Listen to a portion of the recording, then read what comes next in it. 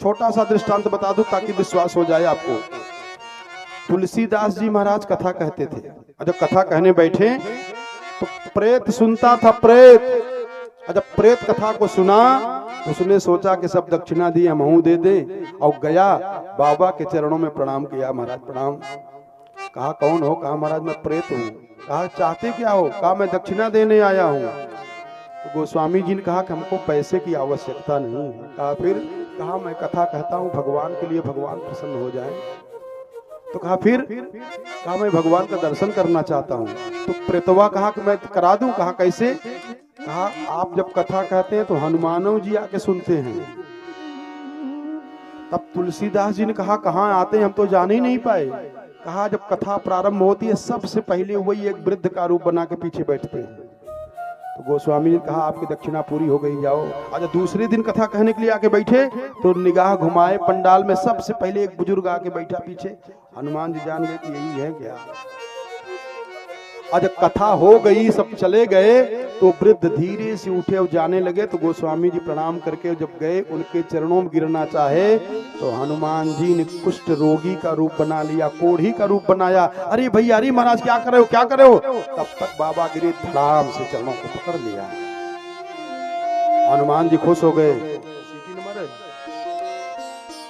और जब हनुमान जी के चरणों में गोस्वामी जी गिर पड़े तो हनुमान जी ने कहा बताओ बाबा क्या चाहते हो? कहा मैं भगवान का दर्शन करना चाहता हूँ। कहा ठीक है, दर्शन हो जाएगा।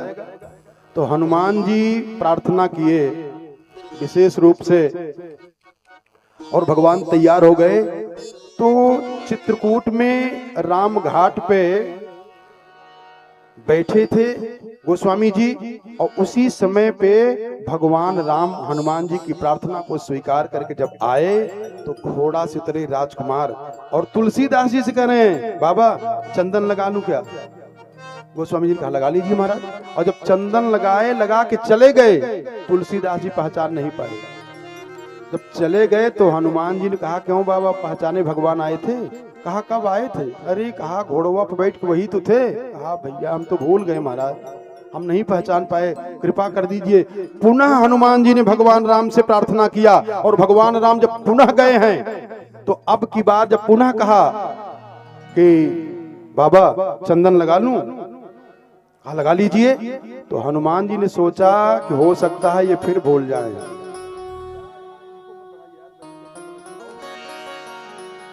हनुमान जी ने सोचा कि हो सकता है ये फिर भूल जाए, तब क्या होगा?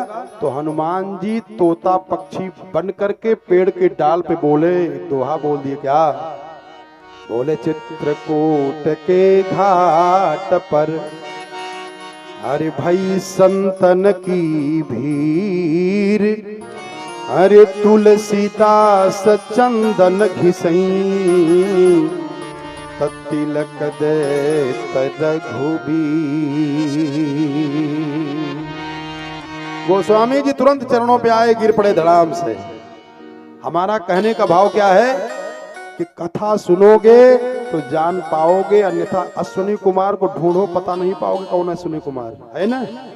और कथा सुनो तो हम बता देंगे, अश्विनी कुमार से मिल ले सारी बीमारी दूर। अश्विनी कुमार ने क्या किया? च्यवन ऋषि को लिवा के गए, और लिवा करके जाकर के इत्युक्त्वा जरयाग्रस्त देहो धमनि संततः। जो वृद्ध थे, दोनों आंख के अंधे थे, कौन? च्यवन ऋषि। और हृदय प्रवेशितोष्भ्याम, एक कुंड है, उसी कुंड में कहा बाबा आओ स्नान कर लो। और दोनों अश्विनी कुमार और च्यवन ऋषि जब उसी कुंड में डुबकी लगाए और जब निकले तो तीन के तीनों जवान हो गए। अरे कहा दर्शयत्वाम पतिम तस्यै। अब तीन के तीनों नवयुवक हो गए, जवान हो गए, जो आंखें फूटी थी वो भी ठीक हो गई। अब सुकन्या अपने पति को पहचान ही नहीं पा रही कि हमारे पति कौन है। तो हाथ जोड़ करके कहा कि अजानती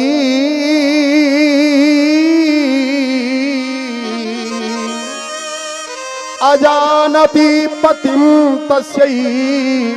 महाराज कौन कह रही है? सुकन्या तीनों लोगों से हाथ जोड़ करके कह रही महाराज मैं पहचान नहीं पा रही हूँ हमारे पति कौन है। कृपा करके मेरे धर्म की रक्षा कर दीजिए। तो दोनों अश्विनी कुमार हट गए, कहा देवी जी ये आपके पति हैं, अब अपने पति के साथ रह रही हैं। तब तक उनके पिताजी राजा सरयाती आए, देखे एक नवयुवक के साथ में सुकन्या बैठी हुई है। क्रोध आ गया, कहा कि चिकीर्षितम ते किमिदम पतिस्त्वया, क्यों रे कुल कलंकिनी, तेरा विवाह मैंने एक वृद्ध महात्मा के साथ किया था और तू उनका परित्याग करके इस जवान के साथ में चली आई है। तो सुकन्या ने मुस्कुरा के कहा कि उवाच तात जामाता, पिताजी ये वही आपके दामाद ही हैं। तब तो राजा सरयात की आंखों से आंसू की धारा बहने के कहा, वाह बिटिया, इसीलिए कन्या को दुहिता कहा जाता है। ये दोनों कुल का उद्धार करती है। कौन?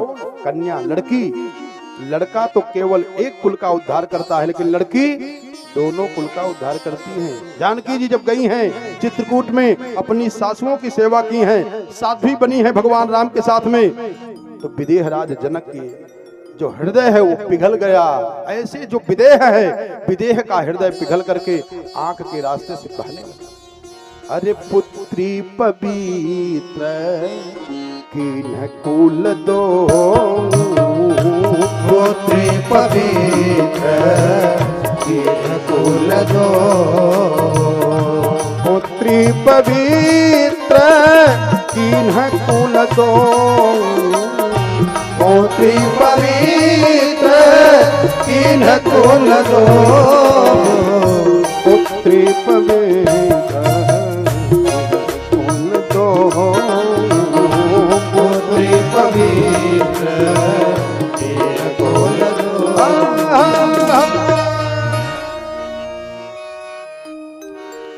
इसके बाद वही सुखदेव जी महाराज कहते हैं, परीक्षित किन्हीं की परम पावन वंशावली में महाराज मनु के पुत्र हुए, नभग नभग के हुए, नाभाग नाभाग के चले गए थे पढ़ने के लिए, गुरुकुल में पढ़ने के लिए चले गए।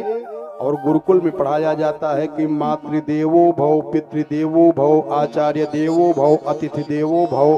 तो जब लौट करके आए तो उनको भाइयों ने कहा कि भैया क्या पढ़ के आए? कहा मातृदेवो भव, पितृदेवो भव। तो उनके भाइयों ने कहा कि भैया आज से माता पिता को आपके हिस्से में दे रहा हूं, इन्हीं की सेवा करिए। सब धन संपत्ति अपना ले लिए और गुरुकुल में पढ़ने गए थे, कहा माता पिता की सेवा तुम ले लो। उनकी पिताजी का नहीं बेटा मत मानना, लेकिन उन दोनों उन नाभाग ने कहा नहीं पिताजी, ये सौभाग्य है हमको कि आपका सेवा करने का अवसर मिला है। और सेवा करने लगे तो ये पढ़ करके आए थे, एक जगह यज्ञ हो रहा था और उस यज्ञ में जो 6वें दिन का विश्वदेव का मंत्र है उसको वहां के जो विद्वान थे वो शुद्ध नहीं बोल पा रहे थे, इसलिए यज्ञ संपन्न नहीं हो पा रहा था।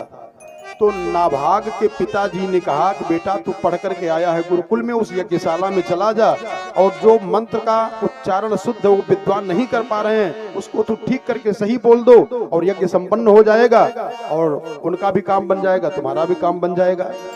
तो नाभाग गए और जाकर के तांस्त्वं संशय सूक्ते द्वे, जो 2 मंत्र नहीं बोल पा रहे थे, अशुद्ध बोल देते थे वो विद्वान, इन नाभाग ने जाकर के शुद्ध उच्चारण कर दिया और ज्यों शुद्ध उच्चारण किया यज्ञ संपन्न हो गया। स्वर्ग से विमान आया और जो यजमान थे उनके परिवार थे, यजमान बैठ करके जब जाने लगे तो बड़े राजा थे वो, सोना चांदी हीरा जवाहरात सब चढ़ा था। और नाभाग को लगा कि अब तो काम बढ़िया बन गया, सब बटोर करके लेके चलने लगे। तब तक एक लंबा चौड़ा काला सफेद, हे कहाँ लेके जा रहे हो?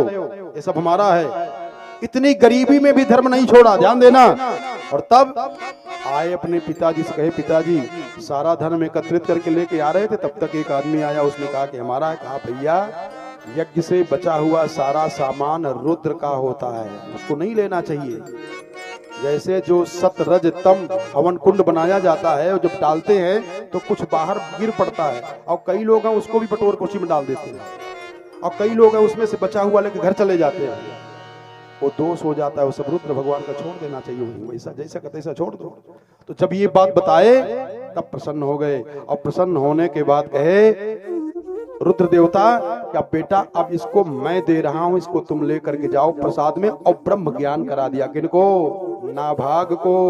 और ये कथा बताते बताते श्री सुखदेव जी ने कहा परीक्षित, उन्होंने अपने माता पिता की सेवा किया और वैदिक धर्म का पालन किया, जिनके पुत्र हुए महाराज अम्बरीश जो बहुत बड़े राजा हुए, जिनको ब्राह्मण का श्राप लगा, लेकिन ब्राह्मण का श्राप भी लग नहीं पाया, ब्राह्मण का श्राप उल्टा उसी ब्राह्मण ही को लग गया।